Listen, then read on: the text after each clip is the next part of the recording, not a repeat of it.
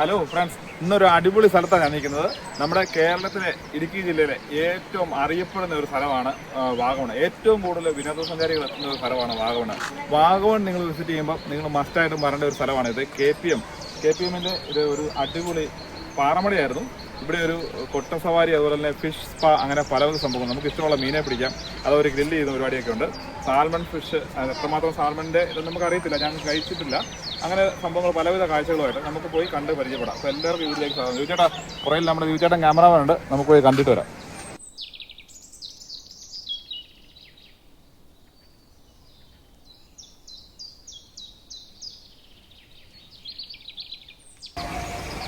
ഇത് ഇവിടെ നല്ലൊരു അടിപൊളിയാണ്. ഇതിനൊരു പ്രത്യേകത ഉണ്ട്. നമ്മുടെ കവുങ്ങില്ലേ, നമ്മുടെ കവുങ്ങ് എല്ലാ നാട്ടിൽ എന്താ പറയുന്നതെന്ന് എനിക്കറിയില്ല. അത് പോള ചെത്തി കണ്ടിച്ച് ഇരുമ്പിൻ്റെ കേഡറുണ്ടാക്കി നല്ല സെറ്റ് ചെയ്തിരിക്കുന്ന സ്ഥലമാണ്. പിന്നെ ഇവർ എടുക്കത്തൊക്കെ പറയണമെന്ന് പറഞ്ഞാൽ നല്ല ഗാർഡൻ സെറ്റ് ചെയ്ത് വെച്ചിട്ടുണ്ട്. പിന്നെ വലിയൊരു പാറ ന്യായമായിട്ട് പൊട്ടിച്ചിട്ടുള്ള സ്ഥലമാണ് ഇത്. ഞങ്ങളുടെയൊക്കെ ചെറുപ്പകാലം മുതൽ KPM ഗ്രാനൈറ്റ്സ് എന്ന് പറയുന്നത് ഇവിടെ ഫേമസ് ആണ്. ഇതിന് ഞങ്ങളുടെ വീടിന് അടുത്തുള്ളവരാണ്. ഇതിൻ്റെ ഓണർമാരെല്ലാം ഞങ്ങൾക്ക് അറിയാവുന്നതാണ്. ശിവചേട്ടൻ അവരെ എല്ലാവരും ഞങ്ങൾക്ക് അറിയാവുന്നവരാണ്. ഞങ്ങൾ ചെറുപ്പകാലം മുതൽ ഇവരെയൊക്കെ അറിയപ്പെടുന്നതാണ്. പണ്ട് കാലത്ത് ടൊയോട്ടയുടെ ഈ കൊറോള ഫോറിൻ കാറുകളൊക്കെ ഇവർ ഇമ്പോർട്ട് ചെയ്ത് ഇവിടെ ഓടിച്ചത് ഞങ്ങളുടെ ചെറുപ്പകാലത്ത്. അപ്പം ആ കുഞ്ഞിനാൾ മുതൽ ഇവിടെ പാറപ്പെട്ടിയിൽ സംഭവമാണ്. പക്ഷേ ഇപ്പോൾ അതിന് ഒരു പാറപ്പെട്ടിയിലും കാര്യങ്ങളും ആക്റ്റീവായിട്ട് നടക്കുന്നില്ല. അപ്പോൾ അവരിത് വേറെ രീതിയിൽ ആൾക്കാർക്ക് അതുപോലെ ഈ ഏരിയ അവർ മേക്ക് യൂസ് ചെയ്തിരിക്കുകയാണ്. അത് നല്ലൊരു അഭിനന്ദനീയമാണ്. കറക്റ്റും സംഭവം അല്ലേ ചേട്ടാ? തീർച്ചയായിട്ടും അതെ, അവരുടെ ഒരു ഈ ചെയ്ത വർക്ക് അടിപൊളിയാണ് കേട്ടോ. നല്ലൊരു സ്ഥലമാണ്. അതിനകത്ത് വർക്ക് എഫോർട്ട് എടുത്തിട്ടുണ്ട്. അതുപോലെ ഞങ്ങളിവിടെ വന്നപ്പോഴത്തേക്കും ഒരു വണ്ടി സ്കൂൾ ബസ് ആൾക്കാർ നിറച്ച് കിട്ടുന്നുണ്ട്. കുട്ടവണ്ടി നിറച്ച് പോകുന്നതിനിടയ്ക്ക് ഇവർ തീറ്റ ഇട്ട് കൊടുക്കുന്നുണ്ട്. ഈ തീറ്റ ഇട്ട് കൊടുക്കുന്നതോട് കൂടുതൽ നല്ല ഗോൾഡ് ഫിഷ്, നല്ല വർണ്ണ മത്സ്യങ്ങൾ ഇതിനകത്ത് ചലിച്ച് നടക്കുന്നുണ്ട്. തൊട്ട് പുറകെ അത് കൊള്ളാം. കണ്ടിരുന്നത് തകർപ്പ് പരിപാടി കേട്ടോ. ഇവർ ചൂണ്ടയുടെ അങ്ങനെ പരിപാടി ചെയ്ത് കൊടുക്കുന്നുണ്ട്. എങ്ങനെയാണെന്ന് അറിയത്തില്ല. അതിപ്പോൾ അയ്യോ, മീനിൽ ഒരു പട്ടം മീനുകൾ ഇങ്ങനെ വരുന്നുണ്ട്. ഇവിടെ വന്നൊരു ഈവനിങ് ഇരിക്കാൻ ഒരു അടിപൊളി കേട്ടോ. ഒരു വൈകുന്നേരം ഫാമിലി ആയിട്ടൊക്കെ വരുവാണല്ലേ. പിള്ളേരൊക്കെ സേഫാണ്. എന്നാൽ ഗ്യാപ്പ് ഉണ്ടെന്ന് വെച്ചാൽ ഗ്യാപ്പൊക്കെ ഉണ്ട്. നമ്മൾ പിള്ളേരെ സൂപ്പർവൈസ് ചെയ്ത് കൊണ്ടുവന്ന് ഒരു നല്ലൊരു സ്ഥലമാണ് കേട്ടോ.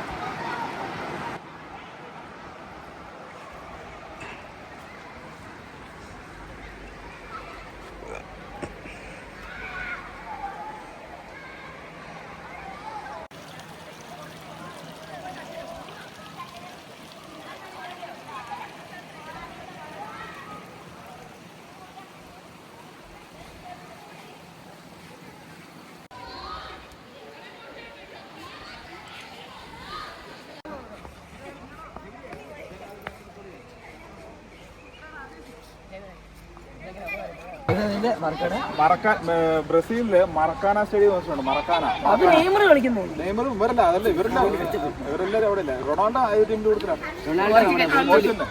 പോർച്ചുഗലിനല്ലേ? അതെ, ബ്രസീൽ ടീമിന്റെ മറ്റേ മറക്കാന സ്റ്റേഡിയം. ഞാൻ പോർച്ചുഗലിൽ അവിടെ പോയിട്ടില്ല. പക്ഷെ മെസ്സിയുടെ ഇവിടെ പോയായിരുന്നു. മെസ്സിയുടെ വീട്ടിൽ മറ്റേ റൊസാരിയിലൊക്കെ പോയായിരുന്നു. നിങ്ങൾക്ക് പക്ഷേ റൊണാൾഡോനെ ഇഷ്ടം അല്ലേ? കൂട്ടുകാരെ, നിങ്ങൾ ഏത് സ്കൂളിൽ നിന്നുള്ളവരാ? കുളത്തോട് ദീപാവലി സ്കൂളോ? വൺ ഡേ പ്രോഗ്രാമാണ്. എത്രയിലാണ് പഠിക്കുന്നത്?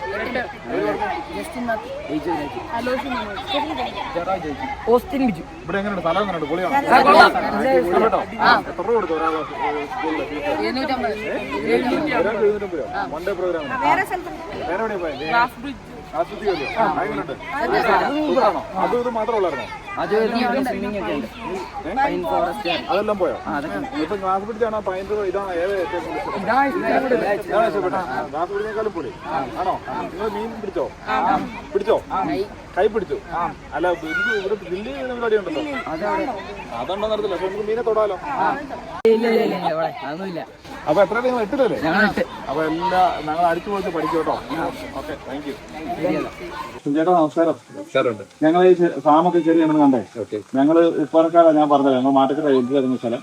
അപ്പൊ ഞങ്ങളൊക്കെ ചെറുപ്രായത്തില് KTM എന്ന് പറയുന്നത് അന്ന് തൊട്ട് കാഞ്ചിയാറിലായിരുന്നല്ലോ നമ്മുടെ റൂട്ടില്. ഫോറിൻ വണ്ടികൾ, കൊറോണ പോലുള്ള വണ്ടികൾ അനിയൊരാളല്ലേ ഉണ്ട് തന്നെ? സുനിൽ. സുനിലെ കണ്ട് പരിചയം, അങ്ങനെ സംസാരിച്ചിട്ടൊക്കെ ഉണ്ട്. അപ്പൊ നിങ്ങള് ഇങ്ങനെ പോകുന്ന കണ്ടിട്ടുണ്ടോ? പക്ഷേ ഇവിടെ ഞാൻ കുറെ നാളുകൾക്ക് ഞാനിവിടെ ഇല്ല, ഇവിടെ ഇല്ല. അപ്പൊ എന്നോട് പെങ്ങളൊക്കെ പറഞ്ഞ ഒരു പ്രാവശ്യം വന്നിട്ടുണ്ട് ഇവിടെ വന്ന് പോകണമെന്ന് പറഞ്ഞു. അപ്പൊ ഞാൻ വാഗമൺ ഗ്ലാസ് ബ്രിഡ്ജൊക്കെ പോകുന്ന വഴിയായിരുന്നു. അപ്പം ഏതായാലും ഇവിടെ വന്നത് കാര്യമായെന്ന് വിചാരിക്കുന്നു. നമ്മുടെ കേരളത്തില് ഞങ്ങൾ പറയായിരുന്നു ഏറ്റവും കൂടുതൽ വിദേശ ടൂറിസ്റ്റിന് ആൾക്കാർ വരുന്നത് വാഗമണിലാണ് വരുന്നത്. വാഗമണി വരുന്ന ഒരാൾക്ക് ഇവിടെ വരുവാണെങ്കിൽ ഏറ്റവും നല്ലൊരു അതിന്റെ കൂടുതൽ ചെയ്യാൻ പറ്റുന്ന ഒരു നല്ലൊരു കാര്യം കൂടെയാണെന്ന് ഇപ്പോൾ അത് നമുക്ക് എടുത്തു പറയേണ്ടതായിട്ട് വന്നിരിക്കുകയാണ്. അപ്പൊ എങ്ങനെയാണ് ഇതിനൊരു പ്രചോദനം വന്നത്? കോറിയിൽ നിന്ന് പോയി കഴിഞ്ഞപ്പോഴത്തേക്ക് ഇതിങ്ങനെ വെറുതെ കിടക്കുമായിരുന്നു. അപ്പം ഞങ്ങൾ ചക്കായി കിടന്നു. അപ്പൊ ഞങ്ങളിങ്ങനെ മീൻ വളർത്തി കുളം ഇതുപോലെ 2 ഏക്കർ പാർമട ഇങ്ങനെ കിടക്കുന്നത് അതിനകത്ത് വെറുതെ ഇങ്ങനെ ഇട്ടക്കണ്ട എന്ന് എഴുതി മീൻ വളർത്തി കഴിഞ്ഞപ്പോഴത്തേക്ക് അത് ചൂണ്ടയിടാനും അതിനെ വാങ്ങിക്കാനും ഒക്കെ ഇഷ്ടംപോലെ ആൾക്കാർ വന്നു.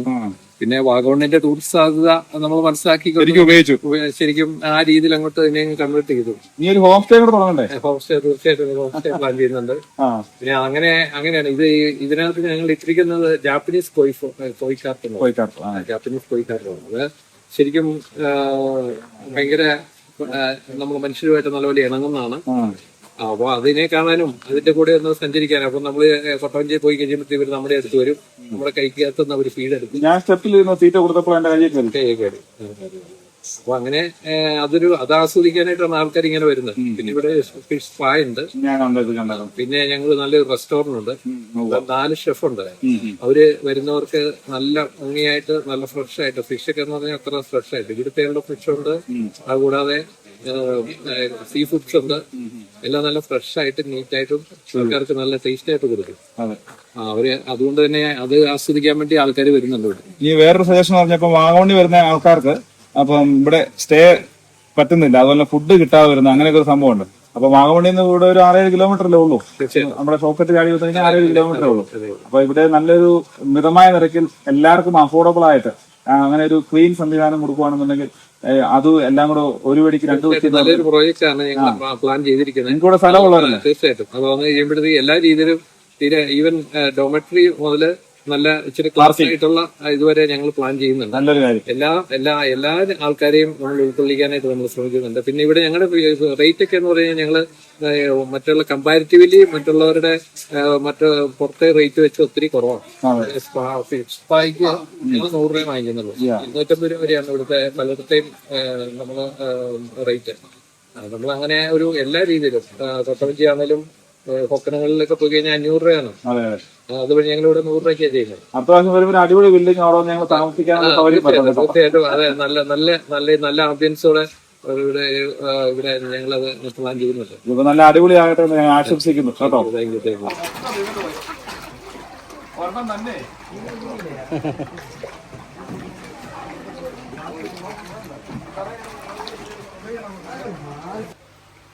വാള ഇതെല്ലാം സിലോപ്പിയുടെ കുഞ്ഞുങ്ങളാ. എല്ലാവരും ഉറങ്ങുവാണല്ലോ.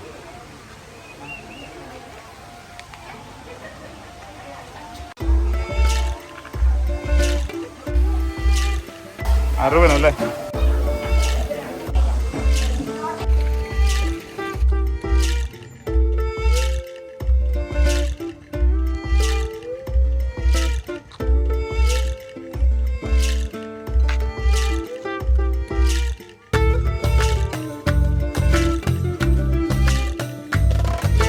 സമയം ഏകദേശം 4 മണി കഴിഞ്ഞിരിക്കുന്നു. ആളുകൾ ദൂരെ നിന്ന് പോലും കുടുംബങ്ങളായാണ് ഇവിടെ എത്തിച്ചേരുന്നത്. സായാഹ്ന സമയങ്ങൾ ഭംഗിയായി ചെലവഴിക്കുവാൻ ഇത് ഒരു പറ്റിയ സ്ഥലം തന്നെയാണ്. ഈ സ്ഥലത്തിന്റെ ഏറ്റവും വലിയ പ്രത്യേകത ഈ പ്രദേശം മുഴുവൻ വളരെ വൃത്തിയായി ക്രമീകരിച്ചിരിക്കുന്നു എന്നതാണ്. ടൂറിസം നടക്കുന്ന സ്ഥലവുമായി ബന്ധപ്പെട്ട് ഏറ്റവും പ്രധാനപ്പെട്ട ഒരു കാര്യമാണ് ആ പ്രദേശത്തിന്റെ ഹൈജീൻ എന്നത്. അക്കാര്യങ്ങളിൽ വളരെയധികം അച്ചടക്കം പാലിക്കുന്ന പുറം നാടുകളിലെ അതേ മാതൃകയാണ് ഇവിടെയും സ്വീകരിച്ചിരിക്കുന്നത്. ടൂറിസം നിലനിൽക്കുന്ന ഇന്ത്യയിലെ സ്ഥലങ്ങളെക്കുറിച്ചുള്ള ഒരു പ്രധാന അവമതിപ്പാണ് വൃത്തിയില്ലായ്മ എന്നത്. വരും കാലങ്ങളിൽ ഇങ്ങനെയുള്ള ചില കാര്യങ്ങളിൽ നമ്മൾ വികസനം നേടും എന്ന് പ്രതീക്ഷിക്കുന്നു. ടൂറിസത്തിൽ തന്നെ വ്യത്യസ്ത മേഖലകളുണ്ട്, പലതരം ടൂറിസങ്ങളുണ്ട്. ലോകത്തിലെ ഏറ്റവും മനോഹരങ്ങളായ സ്ഥലങ്ങൾ കാണുവാൻ ആൾക്കാർ യാത്ര ചെയ്യും. ലോകത്തിലെ ചരിത്രപ്രധാനമായ സ്ഥലങ്ങളിലേക്ക് ആളുകൾ യാത്ര ചെയ്യും.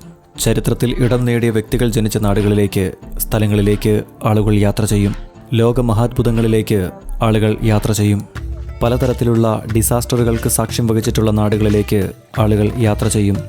അതുപോലെ തന്നെ മനുഷ്യർ കഷ്ടത അനുഭവിക്കുന്ന സ്ഥലങ്ങളിലേക്കും ആളുകൾ യാത്ര ചെയ്യും. സഹതാപ ടൂറിസം ഒരു വസ്തുതയാണ്. വളരെ മനോഹരമായ ഭൂപ്രകൃതിയുള്ള നമ്മുടെ നാട്ടിൽ ഇത് ഒരുക്കി വളരെ വൃത്തിയായി ലോകത്തിന് മുമ്പിൽ പ്രസന്റ് ചെയ്യേണ്ടത്, സമർപ്പിക്കേണ്ടത് നമ്മുടെ കടമയാണ്. അത് ഇവിടെ വൃത്തിയായി നിർവഹിച്ചിട്ടുണ്ട്. ഈ സായാഹ്നത്തിൽ ഇതുവഴി നടക്കുന്ന എല്ലാ മനുഷ്യരുടെയും മുഖത്ത് നമുക്ക് ഒരു പ്രസന്നത കാണാൻ സാധിക്കും. അത്രമേൽ മനോഹരമാണ് ഈ സ്ഥലം. മനുഷ്യനിർമ്മിതമായ ഒട്ടനവധി പ്രതിമകൾ നമുക്ക് ഇവിടെ കാണാൻ സാധിക്കും. ആ കാണുന്നത് ഒരു കവാടമാണ്. ഇലക്ട്രിക് ബൾബുകൾ കൊണ്ട് അത് നല്ല വൃത്തിയായി അലങ്കരിച്ചിട്ടുണ്ട്. ഒരുപക്ഷെ ഈ സ്ഥലം രാത്രിയിൽ ഇതിലുമേറെ മനോഹരമായിരിക്കാം എന്ന് എനിക്ക് തോന്നി. ഒരുപാട് ആളുകളെ ഒരേ സമയം ഉൾക്കൊള്ളുവാൻ സാധിക്കുന്ന രീതിയിലാണ് ഈ പ്രദേശം ആകെ ക്രമീകരിച്ചിട്ടുള്ളത്. ഇൻ്റർലോക്ക് പാകി വൃത്തിയായി ക്രമീകരിച്ചിരിക്കുന്ന വഴിയിലൂടെ ഞങ്ങളങ്ങനെ മുൻപോട്ട് നടക്കുകയാണ്. ഇത് ഒരു ഉയർന്ന പ്രദേശമാണ്. അധികം മരങ്ങളോ അങ്ങനെ മറ്റു തടസ്സങ്ങളോ ഇവിടെയില്ല. അതുകൊണ്ട് തന്നെ ആകാശത്തിൻ്റെ ഒരു വന്യത, അതിൻ്റെ ഒരു മനോഹാരിത, അത് നമുക്ക് വളരെ നന്നായി അനുഭവിച്ചറിയാൻ സാധിക്കും. ലോകത്തിൻ്റെ നെറുകയിൽ എത്തിയ പോലെ. താരതമ്യേന ഈ സമയം ഇവിടെ ആളുകൾ കുറവായാണ് അനുഭവപ്പെടുന്നത്. കുടുംബങ്ങളാണ് ഇവിടെ കൂടുതലും എത്തിയിരിക്കുന്നത്.